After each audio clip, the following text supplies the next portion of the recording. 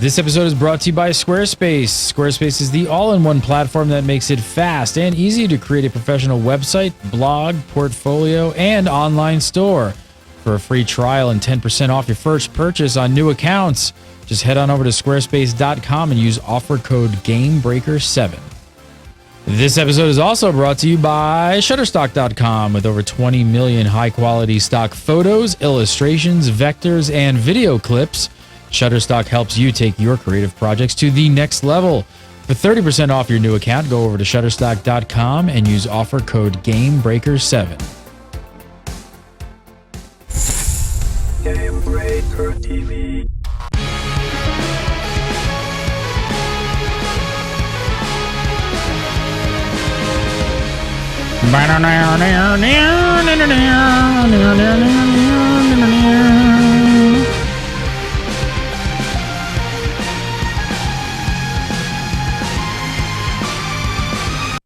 Can I just give props really quick? Like, how awesome is this song that Mike B made? I don't think people realize like how sick it actually is. Like when you listen to the guitar solo come in, it's really cool. It's really good. It's a really good song.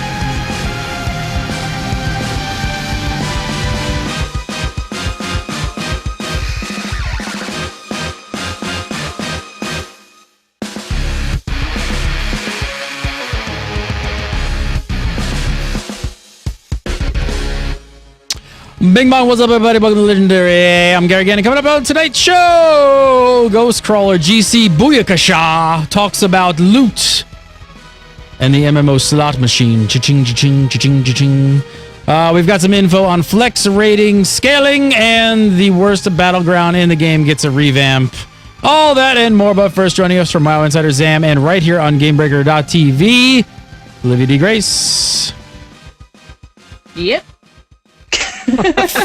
Ferrets. About that ferrets. time. Ferrets. It's ferret time. Ferret time. Ferret time. Ferret time.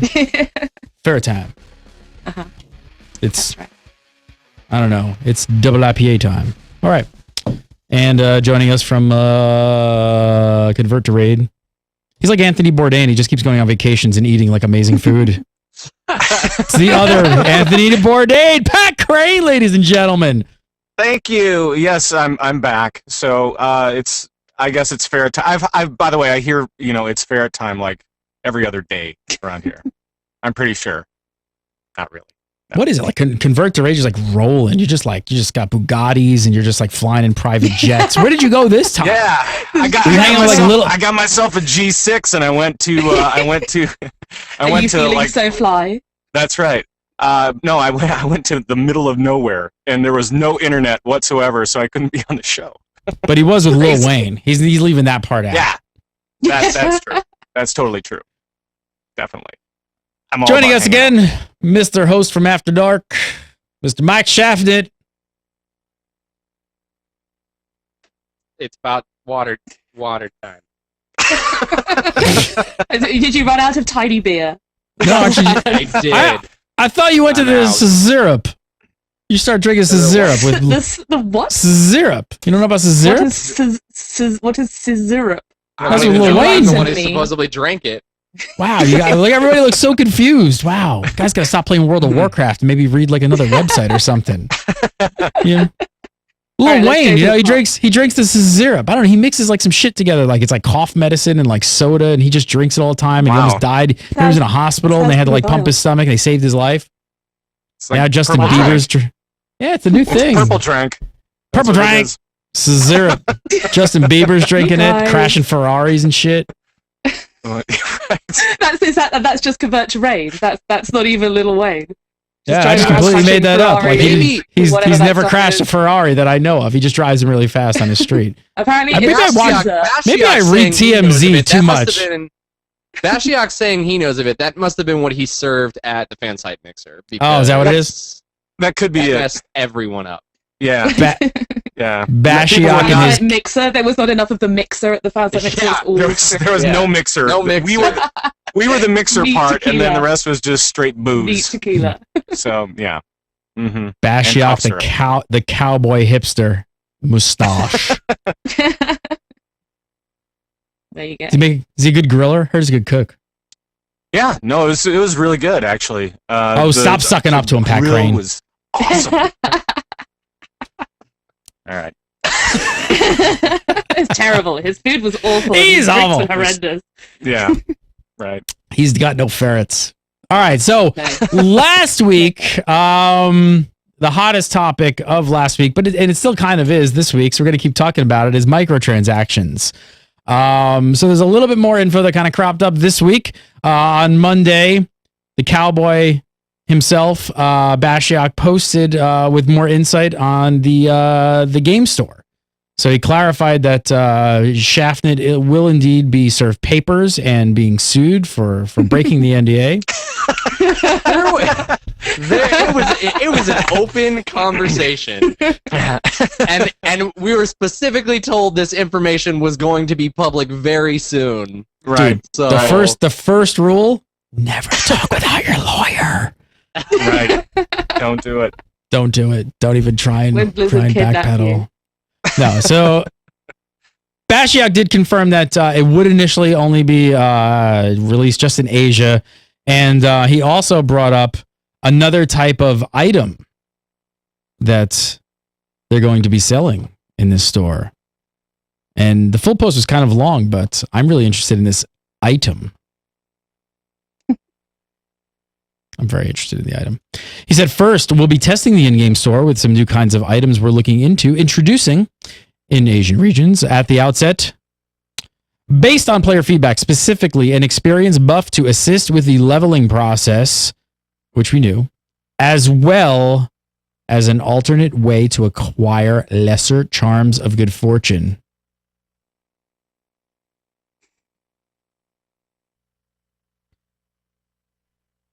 We've had a lot of requests from players in different regions for convenience-oriented items such as these, and as with other new ideas we've introduced as WoW has evolved, including pet store, pets, mounts, and more. Your feedback plays a hugely important part in determining what we add to the game. So first up, before I even get into this other item, Pat, you weren't on the show last week because you were hanging out with Anthony Bourdain eating some squids or something. I don't know what you do, but Right. you live a rock star life. I was at 30,000 feet, man, just partying. That's it. Partying. Paris Hilton was just doing coke. Lil Wayne was like That's throwing midgets. It was crazy. That's right. How did you know? That's weird. You sent me I guess pictures, the pics bro. are on the internet. Yes, yeah, exactly. the pics are on the internet already. Oh, you were on the show. What's your take on all of this, on the whole store and the microtransaction, all that shit? Well, okay, so that was, by the way, nice lead-in. Very descriptive. Anyway, no, but in the fan site meetup or the mixer that we were at, it did come out that this stuff was going to be available and that it was going to be in Asian markets, and that this is something for those guys to try out, really, because they do have a much different play style than we do in the US and the EU. So, this makes sense for their market. And the other thing is that they also said that, I don't know if you know this, but Blizzard tests things rather slowly. So I don't know exactly what's going to happen. They're going to wait for feedback. They're going to make sure that this is the right move for them, no matter what it is. And then we'll figure out exactly what else might be coming into the store, if anything. So I think that this is actually a pretty cool thing for the Asian market, especially because they do have that much different play style where they're all going into internet cafes and paying through the nose per hour to play WoW. So for those guys, this makes a lot of sense. Did it catch you off guard? Did it but did it catch you off guard? Did you kind of feel like, wow, this is like out of left field? Well, yeah. Well, not really. The way that it was framed in the discussion was that that this is something for Asian markets, and so I didn't put it in the context of what it might mean for the U.S. and the EU. But looking at that larger context, I mean, this could be. I mean, obviously, it's not going anywhere yet. There's going to be a lot of testing. There's going to be a lot of thought going into exactly how they want to move forward. But this could mean that we'll see some of this maybe leak into our markets with the in-game cash shop. And that's kind of an interesting thought as well, in-game cash shop. And that's sparked a lot of conversation, I know, the last couple of weeks. And it turns out the Shaft was right about the Asian-only rollout, and he'll be locked up and we won't see him any longer. So it's very unfortunate.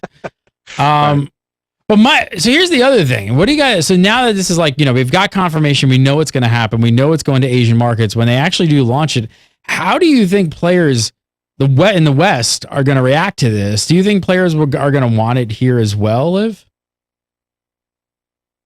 I think it's going to be so mixed because actually, it's kind of like I was saying last week, the reaction on the forums was really surprising to this because I expected pure white hot blinding rage, and I didn't get that from everybody. So I kind of feel that there's going to be a real mix of people who are actually saying, but I mean, I'd buy it if there was 100% XP boost elixir and the price point wasn't too high. I'd buy it. Absolutely, I'd buy it every day of the week, and I'd suddenly have my Cataclysm level out army again. It would be amazing, and I'd be so happy. And I would buy lesser charms. God, yeah, I'd buy lesser charms. And I mean, I'm in that group where I would buy it. Yeah, we're going to get to that for sure. But I think that there will definitely be a group of players who are going to be saying, oh yeah, I really wish we had this here as well. It's so unfair. Like, the Asian markets get all the lockout changes and they get all the separate, like the double raid reset. Why don't we get that? We want all the cool stuff. Why can't we have nice things? And yeah, I think, this is kind of Blizzard's cunning reverse psychology thing where they're like, hey, look at this thing. You can't have it. And then we'll all go, oh, please, Blizzard. And they'll be like, all right, thank God.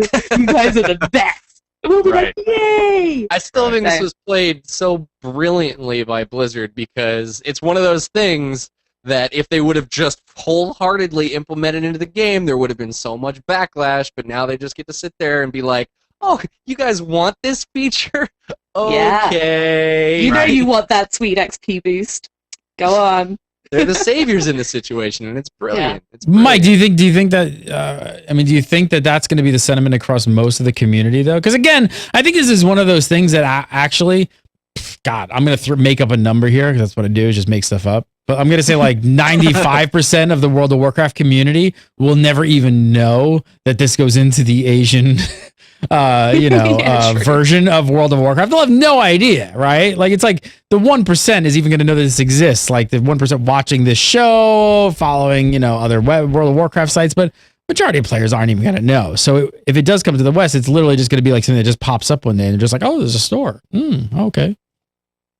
Wow, what's this thing here? Then that'll be a whole nother new set of news that we get to talk about in 6 or 7 months when the whole entire WoW community is blowing up about it because they didn't know about it. What's this new panel in the game? What's going on? It's all blue and stuff. What? Well, that's it. And that's the thing is how does the player react to in-game, an in-game microtransaction store to buy stuff on top of a subscription-based game?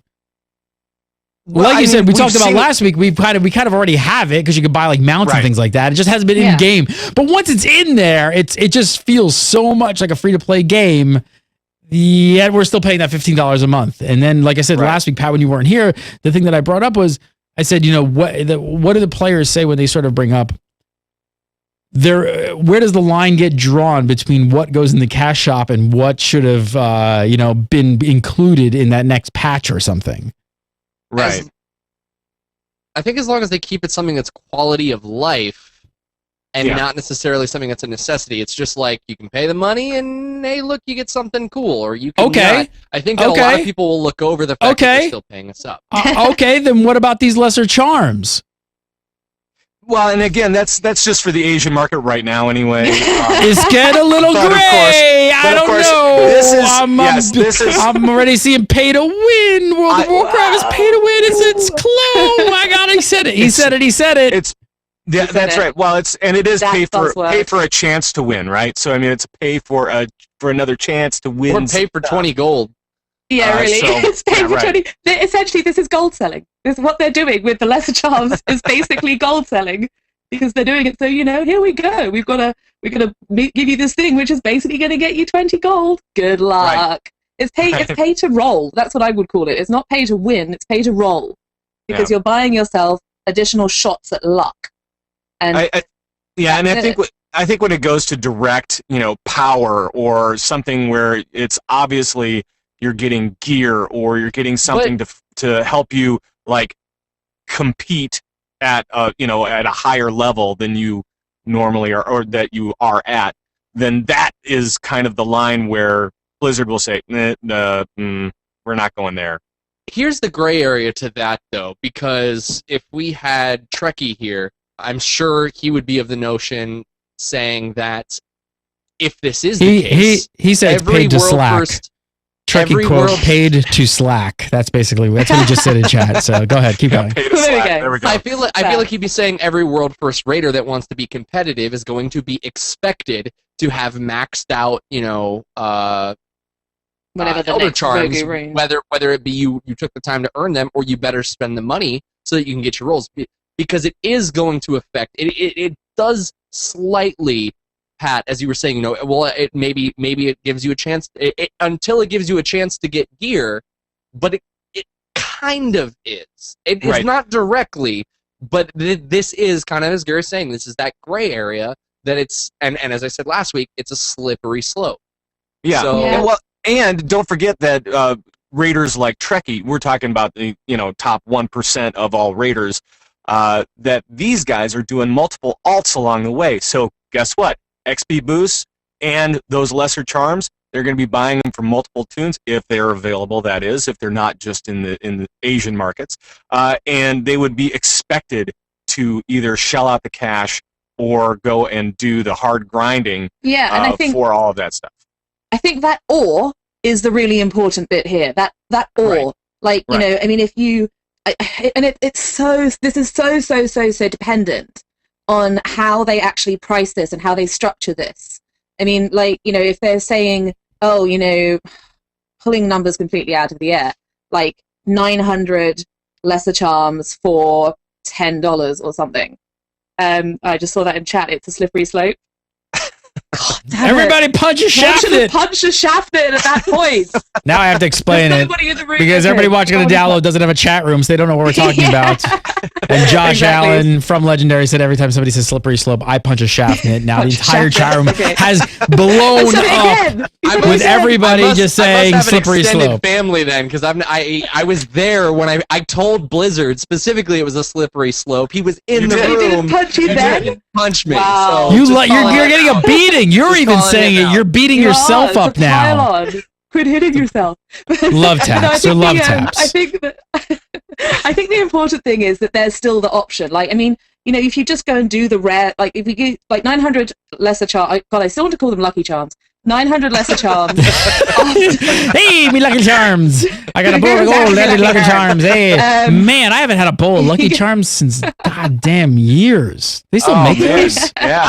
I've got some. I've totally Why does that not surprise me? Go get them. Go get them. Children. I'm not surprised, but go get the Lucky Charms. Go ahead. Your excuse. Go get the Lucky Charms. No, I'm not. Oh boy. Okay, so if they do 900 for $10, would you either pay $1 for your week's quota of Lucky Charms, or would you go just kill some rats? Because you can do your dailies, you can do your. Did I say Lucky Charms? Yeah, you totally did. You totally did. That's what it's called. Wow, that's in it. my brain. Oh, Shafted's back with the Lucky Charms. Me Lucky Charms. I got Lucky Charms. Basically, you're buying your time. So it's how highly do you value the time that it takes you? How long does it take you to grind out those charms, and how much is that time worth to you? And if that time is worth, it's a case of if you pay $1 to not have to do that, then great. But if you don't want to do that, then there's still the option in the game to get them somehow. I think for me, the big problem would occur if this store started to sell things which are not available through other means in the game. And I mean, the XP boost is kind of like that because there's not, as far as I know, it goes to 90, and there's not other ways to get it. Well, Lucky Charms, on the other hand, you're saying apart from pets and mounts. Is that what you're saying? Cool. Yeah. I mean, I've never. Okay. I think we would. I was talking to someone who's big into the pet battles, and they're saying actually that some of the pets. I don't really do much pet battling. I don't do it to sort of a level where I'd be able to say, "Oh my gosh, yeah, the Syndicitty is the best pet in the game, and if you want to be serious about your pet battling, you need to buy the Syndicitty." You hear that, Laura? You hear that, Laura? It's not the best pet in the game. Not the best pet for the DPS. It's not the best pet for the DPS. But like, it's, as long as it's something, as long as the cash shop is selling items which you can get through other means, then I kind of feel it's okay. But this is definitely sailing far closer to the wind than the XP. Right. Dude, I mean, you still got to kill bosses. You still got to do stuff in order to actually use the role. But this is way closer to the wind for me.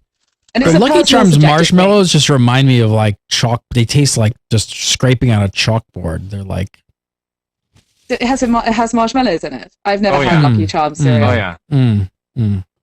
There always have to be Lucky Charms. That's why they called me Lucky Charms. Yeah, they have moons.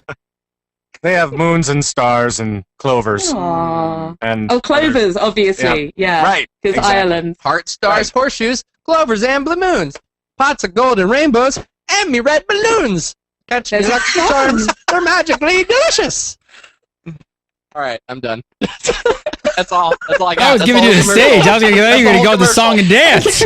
I don't think there was any more needed. Wow. That'll do, Shaftnit. That'll do. I was on like Mr. Toad's Wild Ride for a second. All of a sudden, Shaftnit's got a top hat and a cane. He's like, "Hello, my baby. Hello, my darling." Hey. I have to compose myself. All right, it's a serious show. We got serious topics. We're going to talk about serious World of Warcraft things and serious business. Syrup business. We're talking about syrup and a recipe. I need some syrup. I'm going to drink syrup on the next show, by the way. Oh, wow. No, I'm not. I don't even know what it really actually is. I'm going to go on vacation again. I've got little Wayne on the phone. I'm getting the G6 ready. Let's go, baby. How any ideas about how this is going to be implemented into the game? Like how they make, something that's been raised is how this is going to sort of affect immersion. I mean, do you think that that's a real concern? I think right now the real concern is just getting it implemented in the first place. I mean, I think that, yes, Liv, I know that you talked about this a little bit in your video this week, but, I don't think that it's necessarily that big of a deal. It's not that big of a deal to me. I know that there are players out there that would disagree, but I don't need it to be immersive. I need it to be, that's, if you're buying an XP boost or lesser charms or something like that, that's a need that goes beyond beauty or whatever. I just need to get stuff done if that's the case. So. Yeah, I think actually someone in chat said something that I'm pretty sure because of thanks to data mining that this is not going to be the case. But someone has said in chat room, I would like an NPC to sell me stuff, and I'm like, yes, an NPC that would be, and we don't know, like there's files in the latest PTR called store UI, which very much implies that it's a UI element. Right. But that isn't absolutely confirmed. Maybe that UI is accessed by clicking on an NPC and something pops up. That would be so cool. Like I would really like that, to have like a goblin or something that sells these cash up items, like the guy in Booty Bay who you redeem your cards with. You get loot cards. What if they were to take you say that and it kind of makes me think, what if they were, and because we talked about this, Olivia, a little bit last week, of maybe implementing a way where you could earn the currency points that also applied to the in-game cash shop. Like credits. Yeah. Do you think that potentially means another currency coming to the game for cash? If they do that would be awesome. I think I'd be okay with it. That's so tricky. That is so tricky. I would not be okay with this. And no? The reason is, no, because the reason is that anytime that you do like a credit system or anything like that, there's always like, how do I maximize my credits? How do I maximize all this kind of stuff? So then you're paying more attention to how do I maximize my credits instead of how do I play this game better? Or what am I trying to accomplish with this cash shop? So I think that it takes away even more from the game, and it becomes kind of its own game in a weird way, if you know what I mean. Where you're always trying to find like the break points for, okay, well, if I buy 400 credits, it's $10, but if I buy 800 credits, it's $15. So then I'll get the $15 instead of the $10 one, and I'll get double the credits. So you're just kind of messing around with that stuff. So what you're saying is it's slippery slope. What if it was justice points? What if you bought justice points? I don't like that was what they did with GP. Well, I mean, you're always trying to max out your JP, and you're always trying to max out your Valor points, and you're always trying to But max are out you trying to every max single- out your JP? Like early in the Well, not your expansion, JP. sure, you're trying to max out your JP, but you're trying to max out your Sure. Valor. But I think JP is based, like at the moment, it's Just- pretty much useless. Justice Well, points are pretty difficult though because those are direct currency that purchase items in the game, and they've Yeah. specifically said they don't want to. Then we're really crossing that line of purchasing items. Yeah. It would have to be its own currency because again, like it you were would have saying to earlier, it has to be quality of life items, and to do that, you'd have to separate it from the currencies that are already So, established. in the or game. they do it like Riot do with League of Legends, where you either use IP or RP to buy things. So right. you've got the IP, which is earned in game, which is Justice points, or you've got the RP, which you buy with real money, and That's what I that was is used in the store. So if they did it with, like you have JP is IP and the cash shop currency is RP, they could do it like that. Like that to me makes sense because I like the idea of using Justice points for this. Can you tell? I want It makes JP sense. I McDaniel. enjoy I want JP McDaniel points. Mm. If anybody knows who that is. No. Fair. They're- No idea. They're World of Warcraft players. They don't watch anything else. They watch Legendary. They come on here and they play WoW. So Yep. forget it. JP, sorry. I know. I got it. Now this is a bit out there, but Liv, you sort of said something earlier that I want to go back to, and you said that this is Okay. kind of like Blizzard selling gold, and I want to could it lead to that? Could Blizzard ever like get into the game of trying to beat gold sellers at their own game? And could they actually do you think that they would ever actually sell gold in the game store? And I'll be honest, I'll go right out there and say that I'm actually for the games that do this. Like I like the Plex system in EVE is amazing. I think it's great. Do you think Blizzard would take a Wow. similar sort of like route and actually try and just beat gold sellers at their own game? That is pretty out there. Yeah, that is. They're already kind of doing it with leveling services. Yeah. Yeah, well, I mean, like, that's true. Like, pulling off the bonus XP, that's kind of like a kick in the teeth for leveling stuff. That would, actually, I think that would be pretty cool. I would be really, really surprised if they did it. But if they were actually to then evolve this into something, and they're always anti-gold selling for obvious reasons. Like, if they were actually to say, right, starting right now, you can buy gold directly from Blizzard legitimately without the hacking, without the, like, I mean, how much, what percentage of hacking and nefarious behavior in the game is a direct result of gold selling? Like, I mean, I obviously I don't know, but I'd love to see that. Like, God, yeah, if they did, I think that would actually be quite cool. I would be very tentatively pro that. But I feel Very like tentatively, because I think people who do play the auction house would be driven insane. Oh, they I would feel be. like, and that's the problem though, because I feel like yes, if they were to step in and start selling gold, they would counteract that nefarious behavior. But that doesn't change the fact that the nefarious act of buying gold hurts the whole game's economy. So by offering a nefarious act to solve a nefarious act, I don't think it's necessarily I like nefarious. Like the word nefarious. And Nefarian. I like Nefarian. But I don't necessarily think that it'll work. Slippery slope. Punching yourself in the What? face. Come on, hit yourself. Yep. Good job. You missed it. You pulled the camera You off. missed I it. did, I did, Wow, the Too late. You TD went sucks. for whatever reason. The TD missed it. The TD completely missed. Shafted literally punched himself in the face, and I missed it. Damn. I don't know. Pat, where do you I'm stand on for gold it. selling? Where do you go? Where's your stance on it? I'm kind of with Mike on this. I think that if you did that, I mean, economies would crumble, right? I mean, that's Slippery that's kind slope, of to be honest. It's It would be- it's not even a slippery slope. It is like a bad idea. It's just a bad idea, I think, I just especially wanna right think- now. I'm if trying they to went, work out if this way it could work. well, the only way that it could work is if they went to a totally free-to-play model, and then selling whatever the hell they want to would be totally fine, as far as I'm concerned. But they would need to. This is way, way, way down the line. These guys are not known for their speed in testing. These guys are not known for really doing like large changes to the game. So this is something Really? that is so far off in the distance. Well, I mean, they're used to doing large changes, but you know, like the Cataclysm. Is that what you're talking about? No. What if they turn it into a real money auction house? What if they did that? What if they made Oh it my into God. the RMAH like Diablo? You're about Boy. to kill. Wait a minute. What if World of Warcraft went to like real money transfer systems? It's like Project Entropia, and you could put real money in and get real money out. Sell your gold back to Blizzard. Isn't that what the cash shop is? I mean, that's a real money auction house, except for the cost doesn't go up. So, I mean... If they were making it sellable, like if they were making items that were resellable in-game, like you can't resell... Can you resell those mounts and pets? Can you resell those pets? You could do that one. You could resell that one that they had, and I can't remember what... Which one is that? Or it was a gift that you could give, or something like that. I can't remember which one that was. Guardian Cub from Bashiok. There we go. Yeah, and they didn't repeat that. So... and there's probably a reason that they didn't repeat that. Yeah, right. That was another one of those tests that just never went anywhere. So I mean, so that's what you have.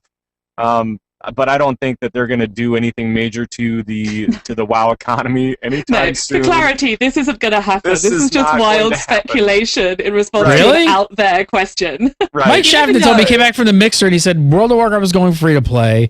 Asia was a complete troll. And they were going to start selling gold, and they were in cahoots with IGN.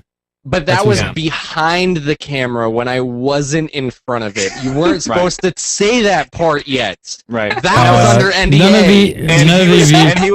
And he was still looped from Bashiok's margaritas, so it's totally fine.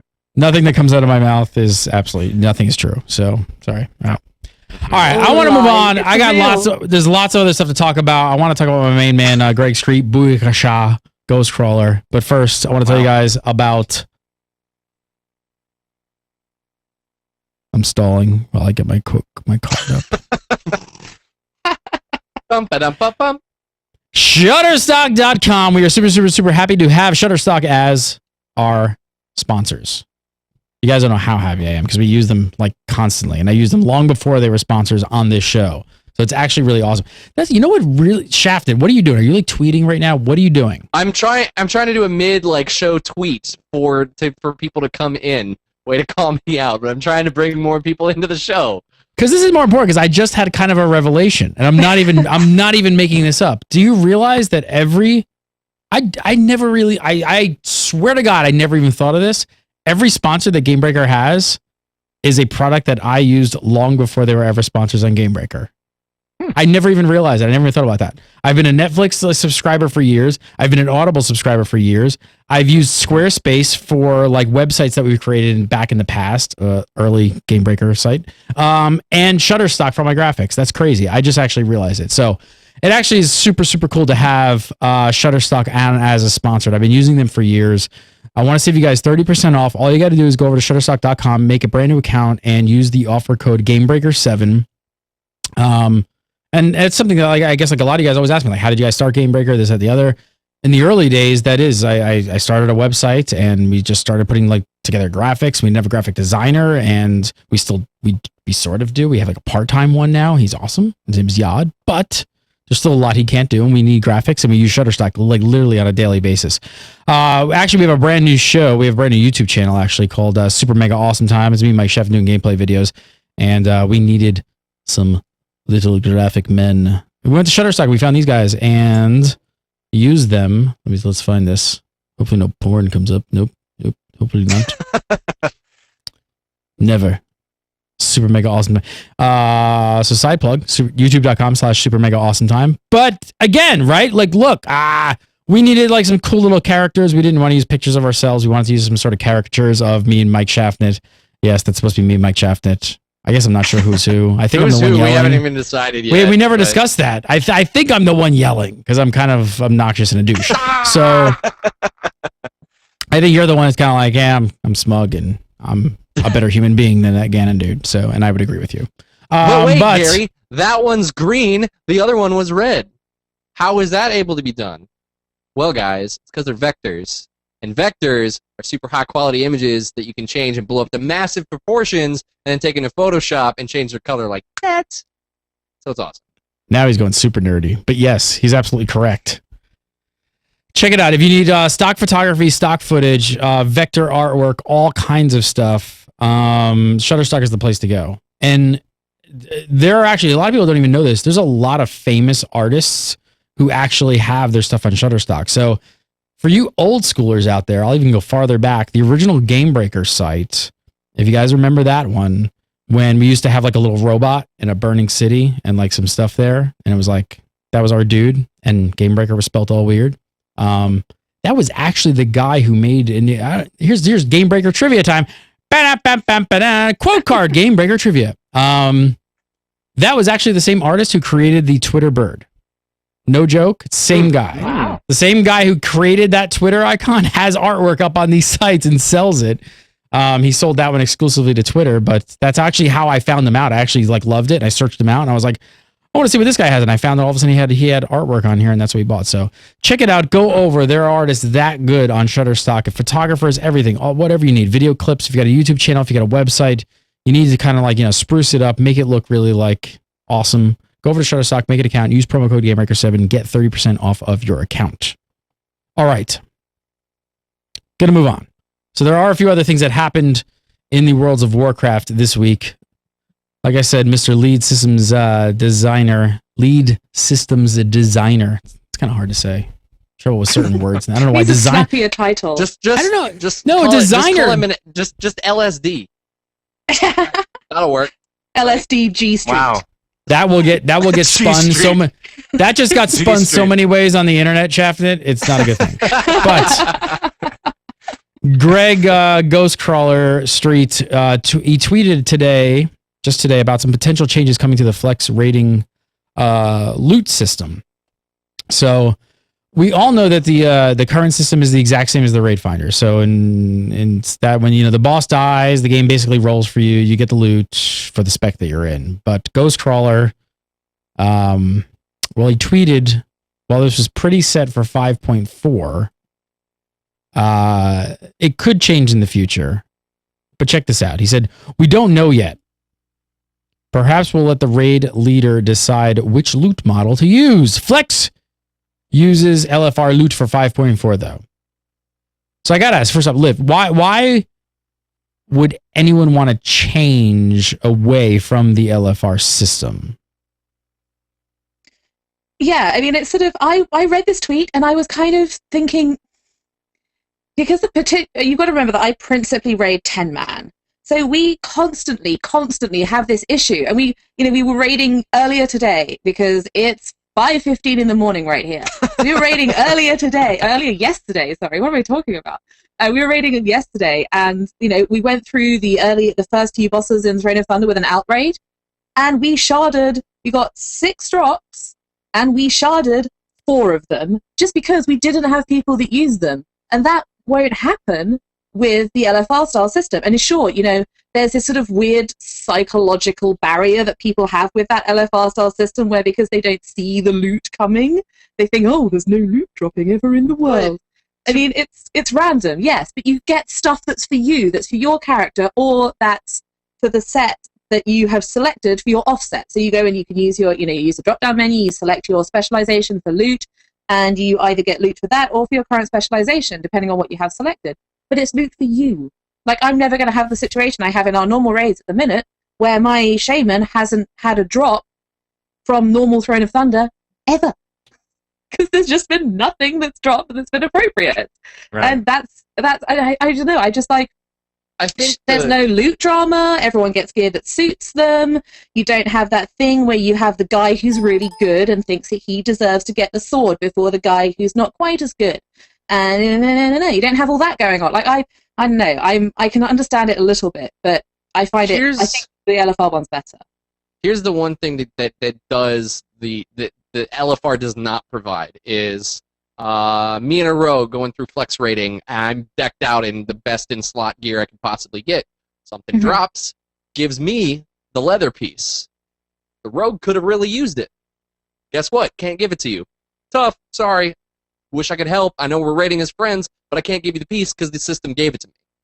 That's where going to the real rating loot system could potentially benefit that friends and family target area of people, and it would help keep people moving forward with their groups, because then if the item drops, I mean, because to an extent, my first argument was going to be, well, okay, but what happens if you don't have necessarily control. You maybe have a random chance to get something that your whole group could use versus the maybe getting one thing that you could use. That's probably counteracted a little bit by the fact that the same amount of items drop for both systems, so it really doesn't matter. It's all up to RNG. But I think that's where the issue of, if it gives me a piece of gear that I don't need, but there's someone else in the group that could have used that, that's a wasted item completely. Yeah, But true. one of the problems with that, one of the problems with the regular loot system with flex rating comes when you're talking about how much loot drops for how many people. Because with 10 men you get 2, with 25 you get, what, 6? And so it's, how do you decide where those lines are, and then do the players try to game that system? So if you went to the normal and heroic method of loot distribution, would you then say, okay, well, if we have 19 people, we get X number of pieces, but if we have 18 people, we only get this much. So we really want 19 people so that we can spread this stuff around. And if we don't have 19, then we're not going to do it. And this is what some groups may do, especially those that are doing normal and heroics. They're always trying to get, ahead a little bit more power, a little bit of an upgrade, the next little step. And so if they went to the normal and heroic version of that, yes, you would still be able to exchange loot with other people that are not geared as well as you are, but you also add in another part that is so kind of extraneous and weird that I don't think it really has any part to play in a system that is supposed to be a lot more casual. This is supposed to be kind of LFR for a group of friends that may not necessarily have 25, but they want to do it and they want to have a little bit more challenge and kind of bump into normals, and that's kind of my understanding of how Blizzard thinks of this. So I don't think it has any part. I don't know, and I think, like, going back to what Shafnet was saying, Shaf, I think a better thing, for me personally, a better way to make this more flexible would be to say, right, we're going to use the same LFR style system, but allow trading.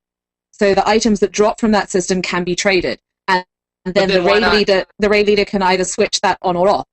And that then allows the system to be, you don't have that weird thing where you've got, if we bring 14 people, we're going to get this one extra piece of loot. So you, guy number 15, you get to go home and, do some dailies or whatever. Would that fix it for you? The moment you put the control back in the player's hand, it's no different than if you just had a loot master. Right. Sure, but it's the number of pieces that drop. That's the problem here. That's the reason why they've initially gone for it, because how do you scale that? And how do you scale it in such that you can't drop half a helmet? You can't drop 2/3 of a sword for one person. You can't build it up. Well, heck, maybe they can. Maybe they can drop that. That's what they'll do.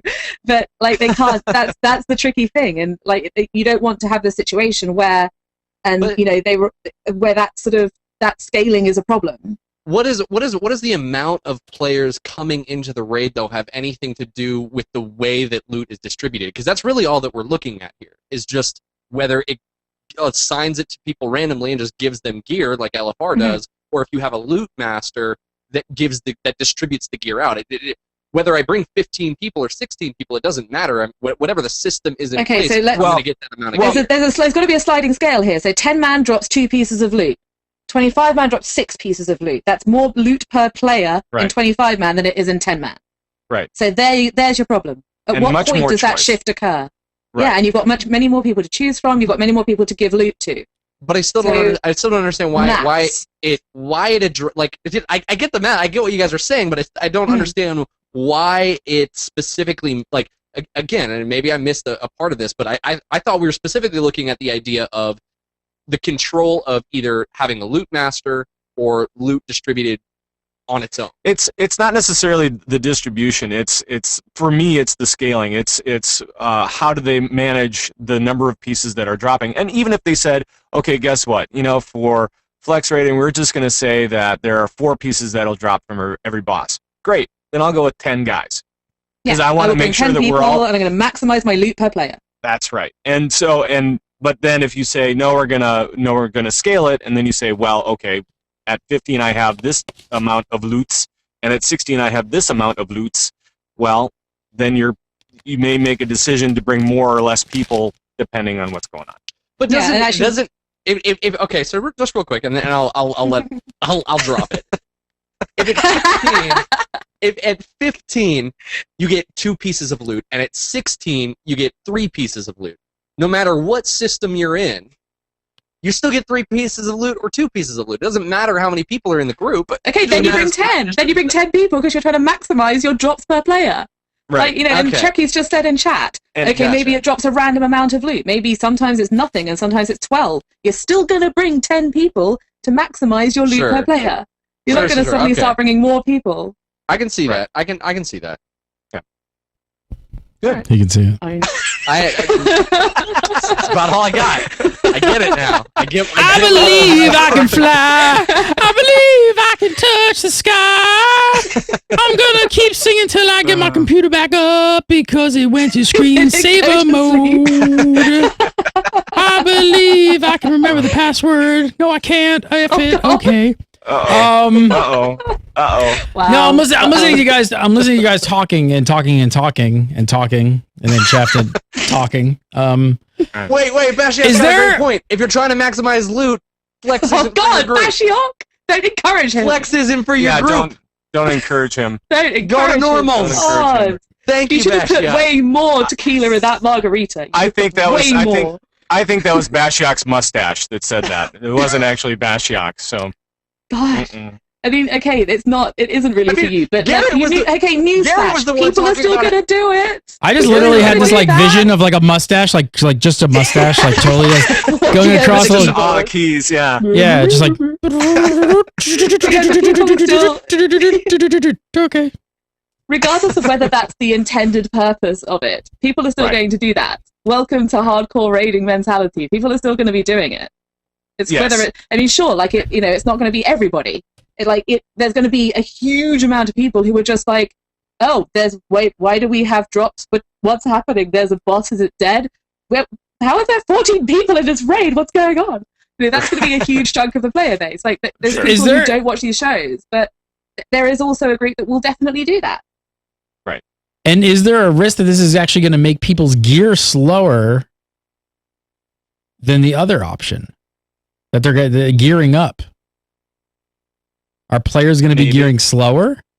Possible. I mean, it depends on how it works out. This is the whole, this is the loot per person thing. This is how is it all going to be distributed? But if there's a risk, if you're bringing 10 people and you're getting 10 player drops versus getting drops that are tailored to you, possibly. Again, I use my shaman, and chat room have been ripping me for saying shaman. That's how I say it. Actually, it was Bashiok's mustache was doing that too. Bashiok's mustache. Good job, man. But it's it's a possibility, and that's looking at my shaman. I've had 0 drops. I've had much more from the raid finder because guess what? That's personalized loot. Right. And I've got coins because you can get them from killing rares now. God, I love killing rares. But so I've got coins now, and I use the rolls, and I get the loot, and that's much quicker for me than the Throne of Thunder normals, where I just don't get anything because it doesn't drop. So possibly, I mean, it's a tricky one to call. He also says that loot's going to be personal in dungeons in time. That's cool. TM. TM. Is that something that all you guys would welcome? Obviously, Pat, you would. Yeah. No, I think that's great. I mean, there's so much loot that drops in dungeons that nobody can use, and this is another thing. I mean, it's one of those things where, hey, yeah, let's do it. Let's gear up faster. If that makes sense, I'll gear up for the spec that I've chosen to gear up in. Awesome. Great. I'll definitely take that. Any day. Yeah, for sure. I think this is also going to stop a whole ton of rage. I've been leveling some characters recently through dungeons, and the amount of times that someone will roll deliberately on, what is that? It's a video that I can't remember who did it. I think it was Wow Krender, who's like, why are you rolling on plate? And they're like, oh, it renders well. It's just people when they're leveling, people roll horrendously, make horrendous rolling choices. You get hunters rolling on strength gear. And rogues rolling on because they see the need option to come up, and they're like, "That must be for me." Need. oh, I can't use that. That's right. Vend as well, though. Hey. But then I guess based on your guys' logic, I gotta ask, why don't I just start bringing 2 people to dungeons and maximize my loot per player? Because it's a 5-man queue, pre-made 5-man I queue. don't care. I'll take someone into the dungeon by myself. You won't Maximize my loot per player. I might as well if we're going to talk about flex the same way. Go nuts. I'd do that. Yeah, Mike, just go for it. Just multi-box. And also, if they did the personalized loot, if they did the personalized loot thing, right? Because it would be like Raid Finder, the other way around. That's what you could do right now to maximize. No, because then okay. We'll leave that. We'll step away. We'll circle around to it at the end if we have time. It's gonna come around again. Yeah, sure. we'll just come back to that. It's the opposite. Greg, all right, Greg G Street Booyakasha also G-Street. mentions G Street Booyakasha also mentions, he says that it's not as fun. Loot, he talks about how loot is not as fun as it used to be in the past. And he was responding to complaints about Thunderforged drop rates in 10-mans. So the original tweet that went out about this was complaining that Thunderforged didn't drop enough and often wasn't usable in 10-man groups when it did. And here's what Ghostcrawler had to say. He said, "We think that's a good thing, though. Loot was more interesting when everybody didn't have the expectation of biz every tier." Best in slot. Sorry, I should have probably fleshed that out a bit more. I know it's best in slot. It's not my first day at the rodeo. Apparently, it's mine. Yeah. But do you think he's in right? England. Have you ever been to many rodeos? I don't know. I have been to rodeos in Australia, where I am kind of from. I've never been to a rodeo.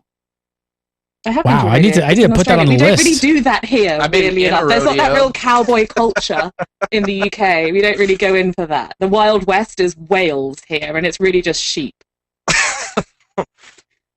The thing about I want to go to rodeo. Though, Shatter talking about Thunderforged. I'm trying to keep the show moving. We just keep derailing it every chance we get. I'm just trying to narrow in and focus. The thing about Thunderforged is that, correct me if I'm wrong, but Thunderforged's idea was supposed to make it exciting to go back and do old mobs because it had a chance, or old bosses because it had a chance to give you better loot, right? And I get like 10-man Thunderforged won't be best in slot. That's a dog. That's a rodeo. That's a rodeo. I think going for all the wrong things. Completely trained to do that. That is awesome.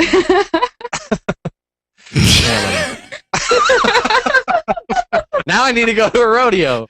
I didn't realize rodeo clowns. That's all I kept thinking about.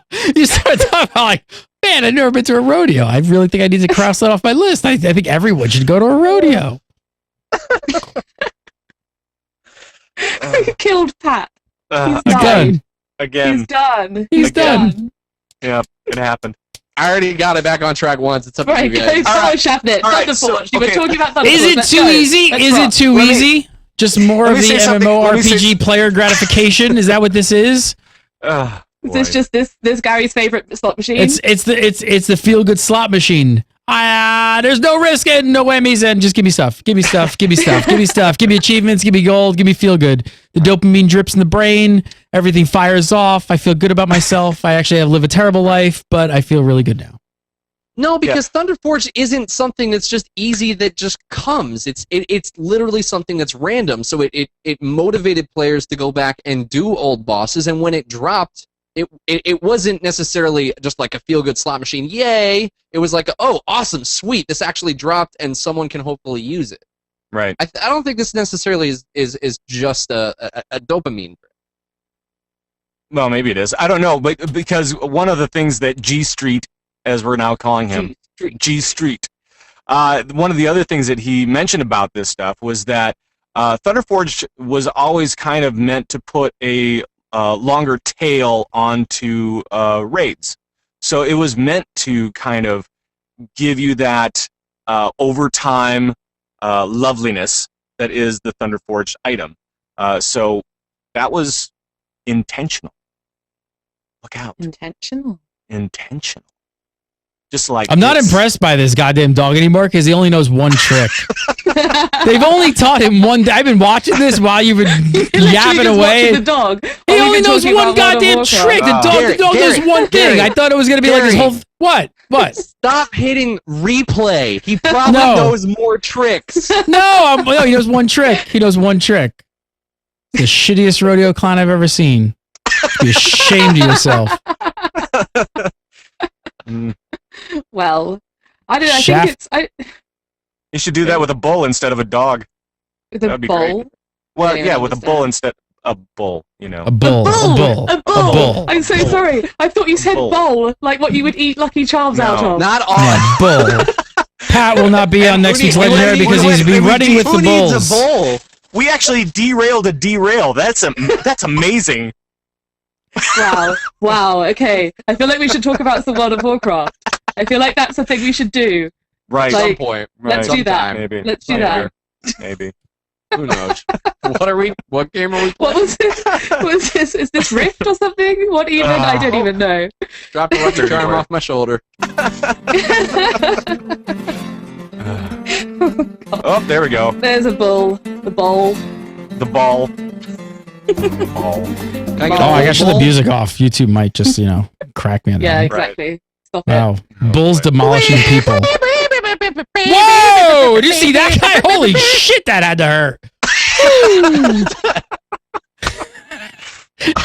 I went like 8 feet in the air. Oh my man. God. No, but seriously, I'm gonna pull it back. Let me really reel this back in. Right. If you got, it's been so long. I know everyone's forgotten what we were even talking about, but isn't it more about luck and frustration? I mean, what if they implement some kind of raid of some kind of bad luck streak protection for actual drops as well as dice rolls?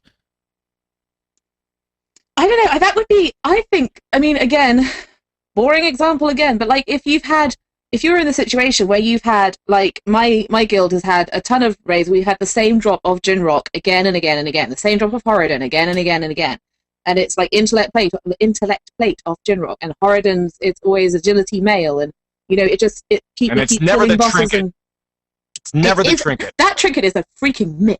Yeah, that trinket has never dropped for anyone. It's never dropped. But yeah, if they were to sort of then actually, I don't even know if this is remotely possible. I have no idea if it's a thing that could actually happen. But if they could actually just make it so that every time the agility mail dropped, your group or your guild or the people were less likely to see that agility mail drop again, that would be great. I mean, maybe people would game it. Maybe people would mess around with it. But I would kind of like that. So it would be like the Suicide Kings of loot.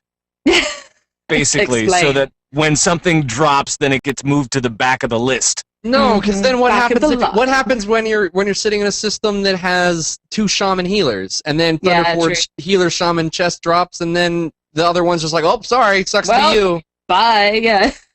I don't know if you can do that. No, maybe not. But I don't know. I just feel like there could be. I don't know if there's any way that could work. I was trying to think of a way that could work, and I agree that the way that I thought of is not going to happen because we have 2 priest healers in our raid, and one of them would hate me. I'm a shaman healer. I'd love it. Right.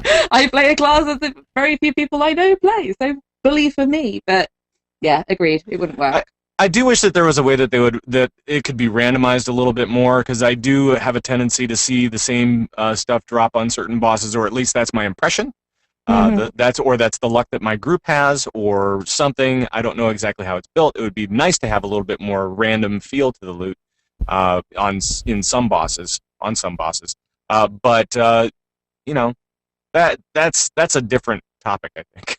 I don't know whether it's like. I mean, I'm not sure whether. I mean, I can definitely say that I haven't had any drops, but I'm not sure whether it's like you remember it happening, because like I remember agility mail dropping because it's so close to what I want.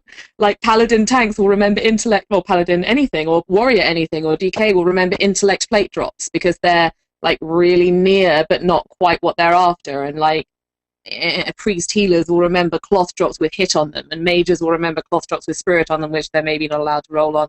Those 2 guys should be more interlocking, but you see what I mean? Like you remember, it's like when you drive home. You pass 10,000 cars on the motorway or the highway, as we call them there, and you remember the one guy who cuts you up, but you forget all 10,000 of those other people. Maybe there's an element Right. of that, but it doesn't feel like it's random enough to me. All right, last up, talking about loot. Just G Street legendary. Ghost Crawler Booyakasha. Also, he talked about legendary items, so he tweeted about this. He said, weren't happy with the entitlement feel of Dragon Wraith and Fangs. If we do legendary weapons again, we'd likely make them rarer. Someone then responded saying that because legendaries should be overpowered, they should be easy to get. Makes sense, right? So Greg responded with this, maybe implying that they'd, I don't know, gone wrong in the past by making it too accessible. He said legendary weapons are kind of OP by their nature. That's fine. Last few, we just made it so every potential user could get.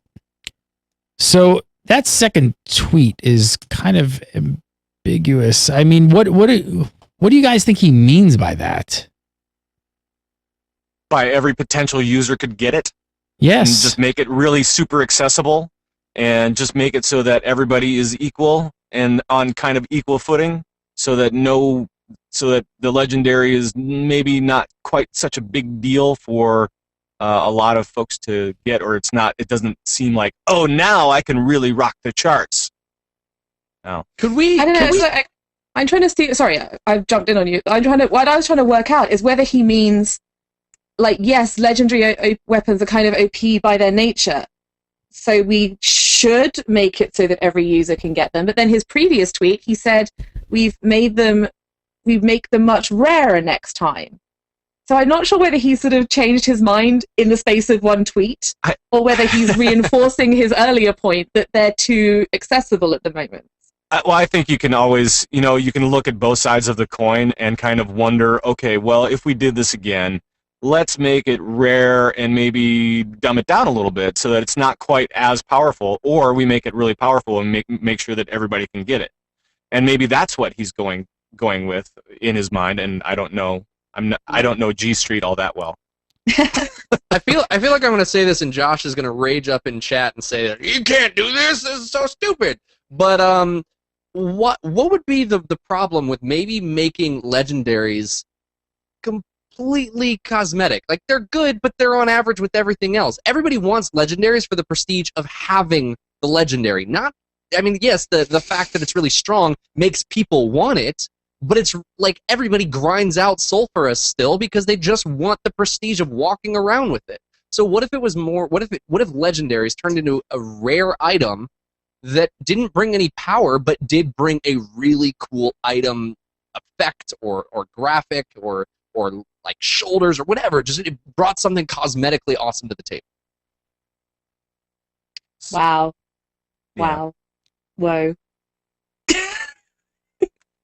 You should have popcorn. I got a sandwich. I'm ready for this one. I mean, like, what's the point? I mean, if you're going to do that, what's the point in even calling it a legendary? Like, why? Right. Why bother? Because it's hard. The idea of the legendary. Just get rid of legendaries. The idea of the legendary is this iconic item that's so hard to get. Like, everybody wants the Ashbringer. People would drop what they are doing to go grind out and get the Ashbringer. Make it super hard. Make it super rare. People would still do everything they could to go get the Ashbringer, even if it was the worst item in the game. They would still do it. I don't know. People still do Lawmaster, I guess. Like, that's hard to get. People still do the insane. People do grinds and things that just give you just a title. And that's great. But I don't know. I feel like if they're going to do that, then they should stop calling it a legendary. Yeah, they should yeah. I think shouldn't be calling it a legendary. I just think you like shut the entire panel up. Like, they don't even have an answer for you. No, I'm ruminating on why that. I don't necessarily think that is a bad idea. I think that's if it results in the removal of legendaries, then I don't think that's a bad idea. But I don't think that is a legendary item. I don't think it should be called a legendary item. I don't think it should be categorized that way if it doesn't bring additional power. Because the legendary is meant to be a high quality item above an epic level. And if it does literally nothing, then it's not a legendary item, and they shouldn't call it that. But it looks awesome. It's iconic in story. All right, then you call it the iconic item. You don't call it a legendary you don't call it the legendary. And I don't know. It's like, what does... I mean, it is like that's what it's meant to be. Is as a higher quality item. That's how I see it. Anyway, all right, whether so other then people see it I don't know. differently, Then Sure. Pat, then what's the best solution here? Should legendary weapons be available to everyone? Should it be that much easier?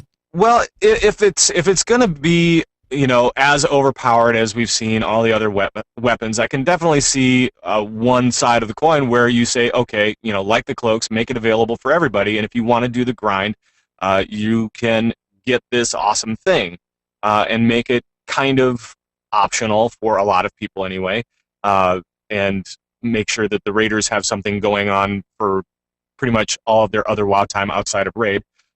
But then, but if you take away all that power, man, yeah, you got to stop calling it a legendary. What about artifacts? What about artifacts? Someone in chat mentioned artifacts. That's a decent trade-off. Would you say? So we're just using a name. We're just discussing a name. We're just discussing a name. What well, about? You guys are the ones who are hung up on the name. You're right. Shafton's kind of right. You guys are very hung up on a name right now, which really doesn't. It's pretty irrelevant to the entire conversation. Because it means something. It means something. An artifact is what you find during archaeology.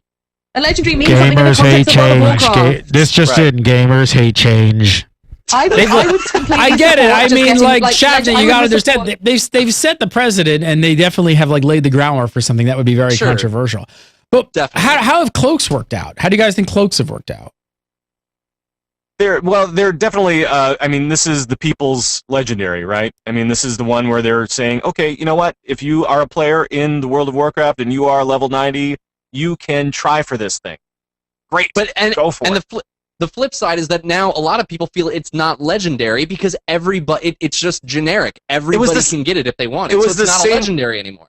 It was the same way with the staff. It was the same way with the daggers. It's the same way with everything. I mean, the daggers, at least you had to have a certain class, but it was everybody who was a rogue was going for those daggers, and everybody who was a caster, DPS caster, was going for that staff. And so, I mean, it's kind of the same thing that we've seen.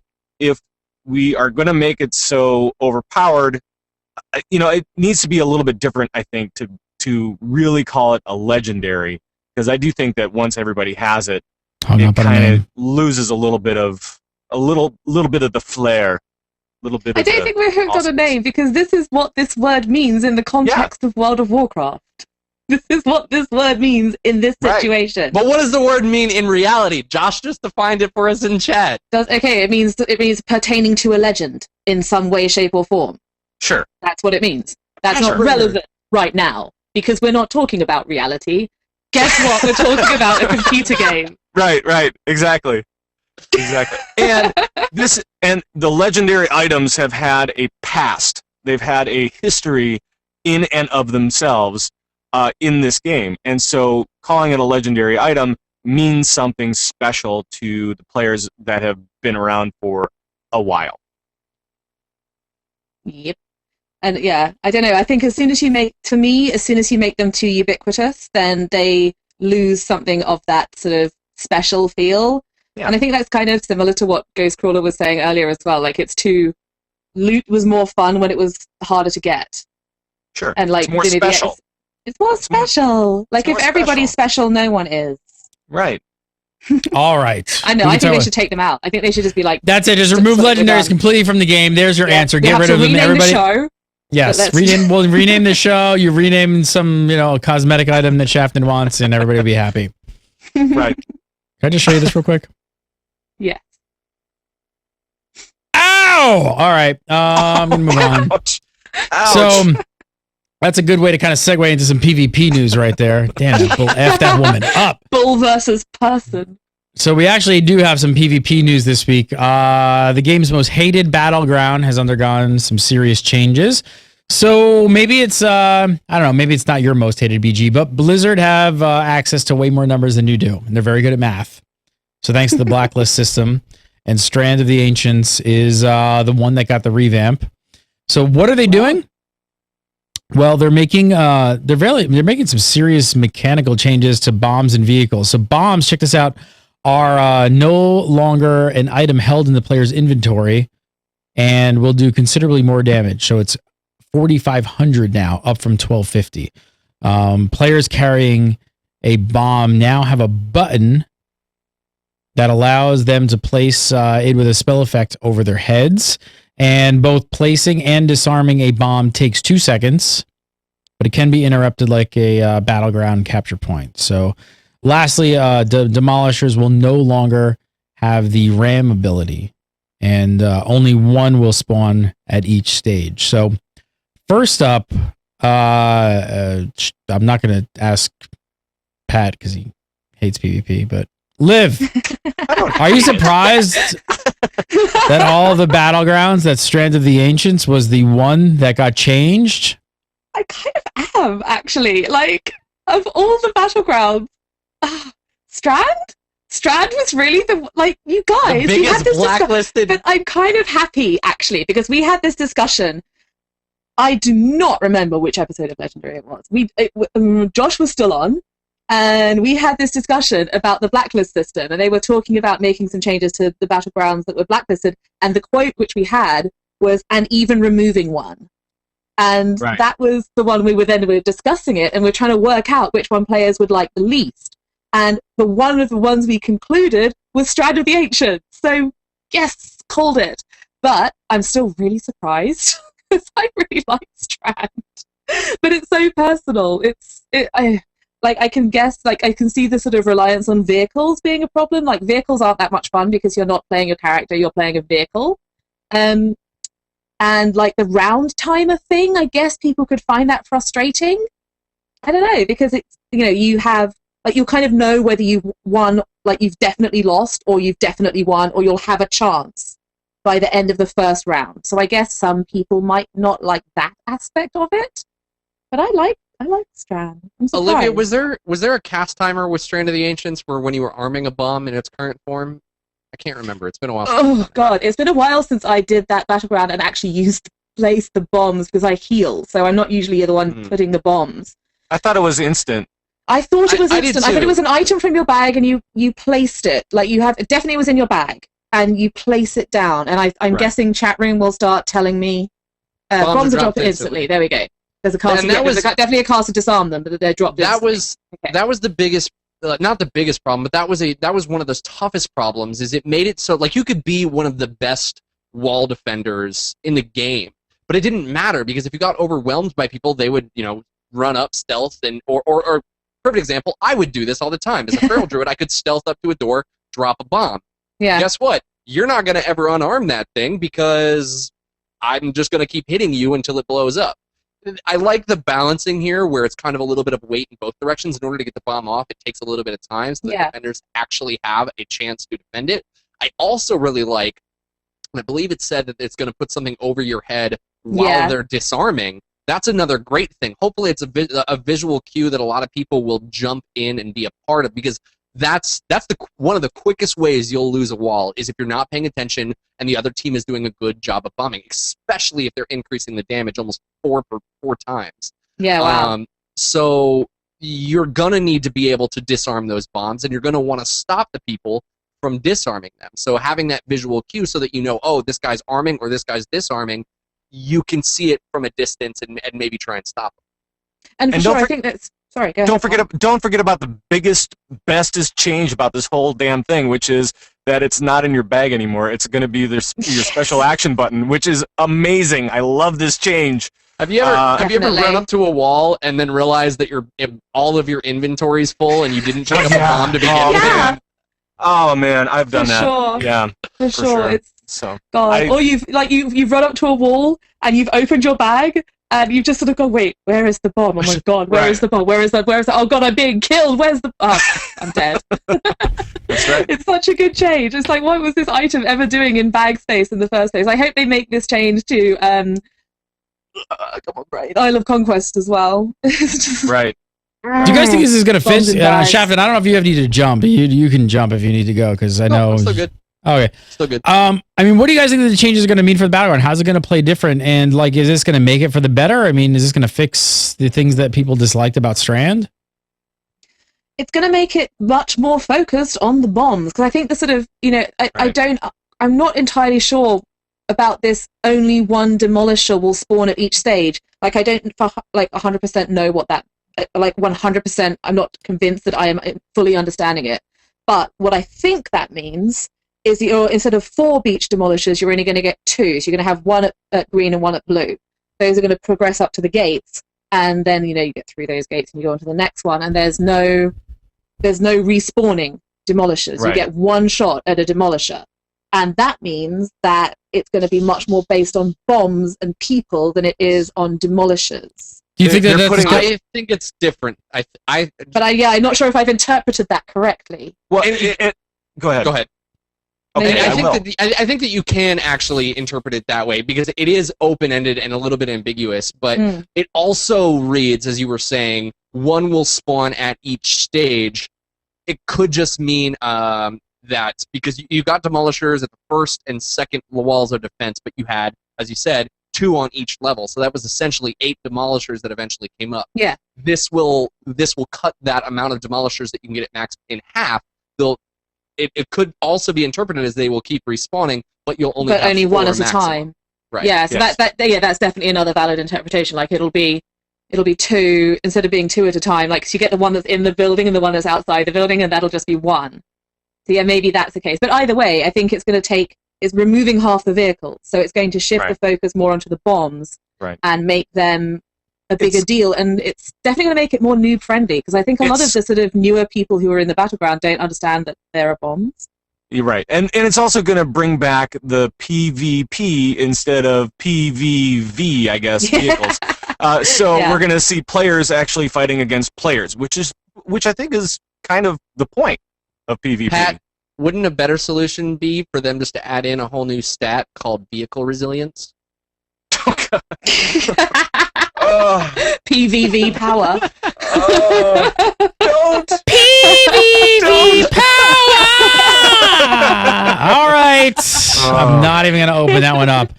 Let's do some viewer questions. Viewer questions this week are brought to you by Squarespace. If you guys do not have a guild website or a personal website, you need one. It's 2013. Get on it. And I'm telling you, Squarespace is the best and easiest way to get yourself up and running with a website. If you have not seen the latest edition of Squarespace, you have to go over to squarespace.com and sign up and make an account today. Their new engine is insane. If you're like me and you don't know how to code or do any of the crazy HTML stuff, Squarespace is for you. And if you're a web developer and maybe you do have some coding skills and you want to get under the hood and do some pretty cool stuff that's maybe custom, Squarespace is for you. Seriously, you start out with some templates, which are just awesome modern looking templates that really look like they should be on the web in 2013, not that GeoCities janky guild site that you got on some other free crappy service engine BS crapola. Just get rid of that stuff. Get on Squarespace, make an account. Yes, I know these do not look like guild websites, but they can easily be made into guild websites. These are just templates. And you can easily get in there really quickly. And all the little things, like I don't know how to change like font sizes in HTML or weights or margins or any of that stuff. And all of the stuff in the back end is super intuitive and super easy. It's like move sliders, change numbers. It's all like a WYSIWYG editor where what you see is what you get. And they really make it really, really super easy to change this stuff. If you guys have a product and maybe you need an online store, that is a nightmare to set up. And Squarespace has for businesses, these are just some templates that they sort of suggest, for businesses. They have shopping cart software all built in. It's all right there. You can get up and running within a day, hours even really. Start selling your products, all kinds of things like that. So look at this one here. Let's bring this one up and just take a look at Tusk. These are the demo sites. They kind of have them up here to kind of show off everything. I mean, check out the fading stuff. Like they got the slider here that's automatically adjusting. All kinds of cool stuff. Check it out. Want to save you guys 10% off on your account. All you got to do is go over to squarespace.com, make a new account. Offers good on new accounts only. And use the offer code GameBreaker7. Just use GameBreaker7 as the offer code and get yourself up and running on Squarespace today. Check it out. Check it out. Check it out. Love having Squarespace on. Awesome, awesome product. So let's do some viewer questions. Every single week we do viewer questions. If you guys have a question for the Game Breaker crew, the legendary crew in particular, you can send them into submit at gamebreaker.tv. And we love video questions. We've got a few this week we are very happy about. But if you have a video question, just record yourself up on YouTube. Try and keep it somewhat short. Don't record yourself for an hour or anything like totally obnoxious like that. Record yourself for 10, 15, 30 seconds. Record it up on YouTube, post it, send us the link, and we will put it on the Game Breaker. So first up, this one in from, I think this was from Greg. I think this is the right one. Let's see. I don't know. Let's just roll the clip. Wait, let me fix it first. It's a lot of whack. Hang on. I'll stall, and there we go.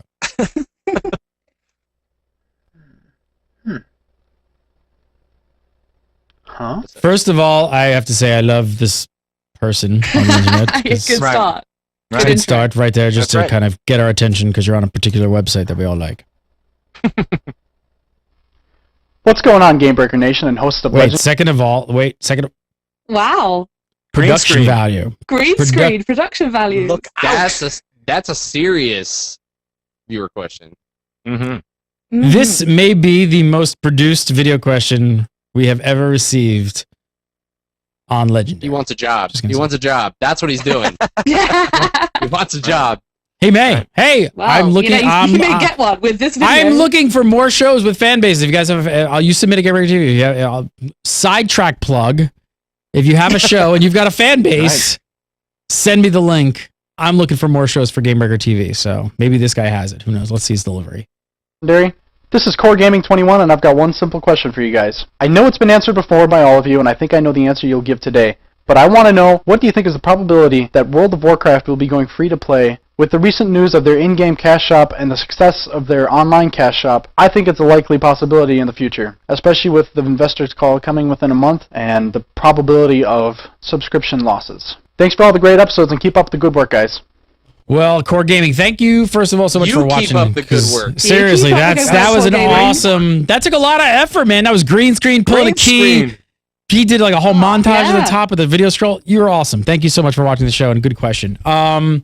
But wow. So if you watched the previous episode when we talked about possibly would they go free to play, I think almost everybody's in agreement that yes, at some point they will go free to play.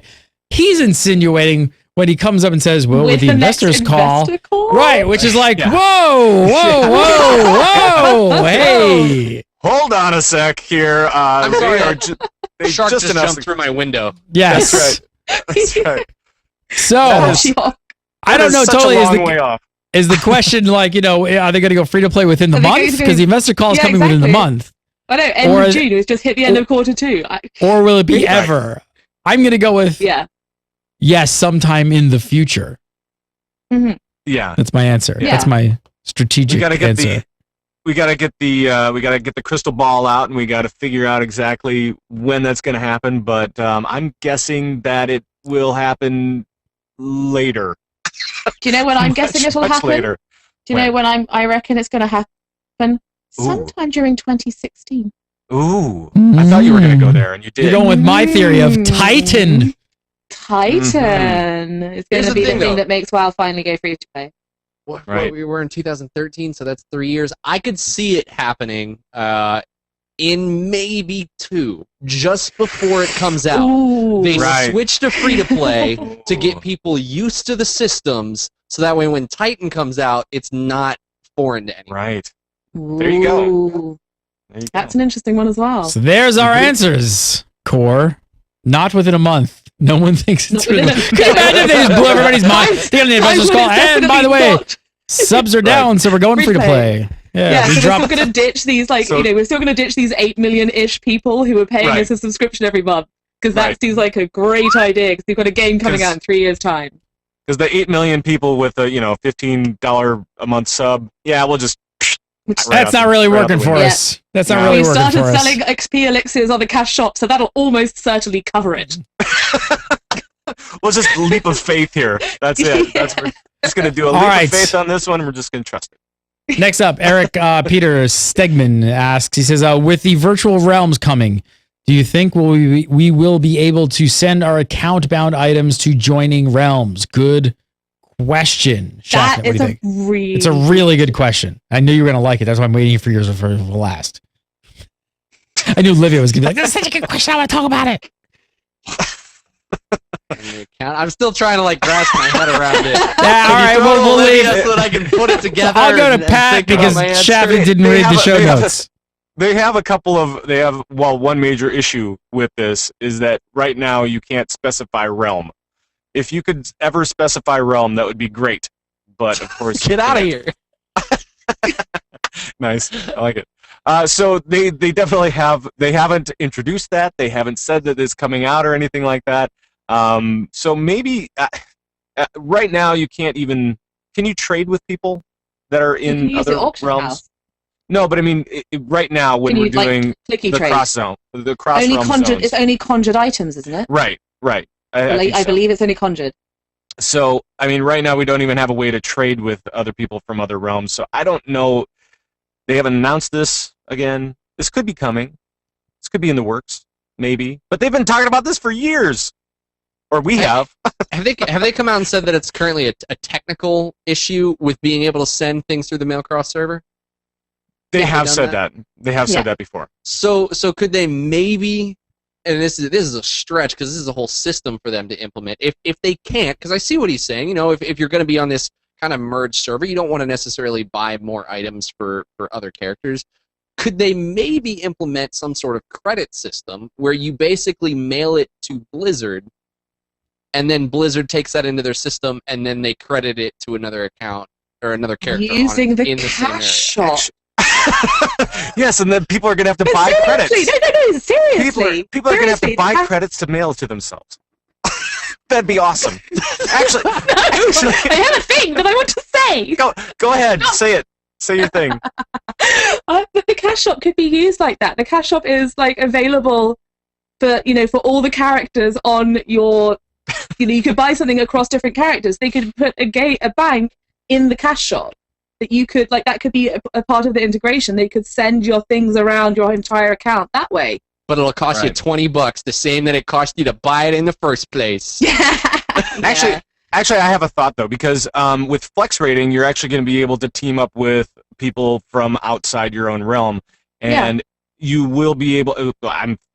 Actually, no, you won't be able to trade with them. Never mind. It doesn't work. But the thing is, with flex, the virtual realms, they've already confirmed that the auction house is going to work. Why can't you walk up to something? I mean, I don't know. Like, they're saying that guilds, you can make guilds cross realms, so you could just put it in a guild bank. Right. So you just put that item in the guild bank, join the guild, with two characters from different realms, and then just take it out.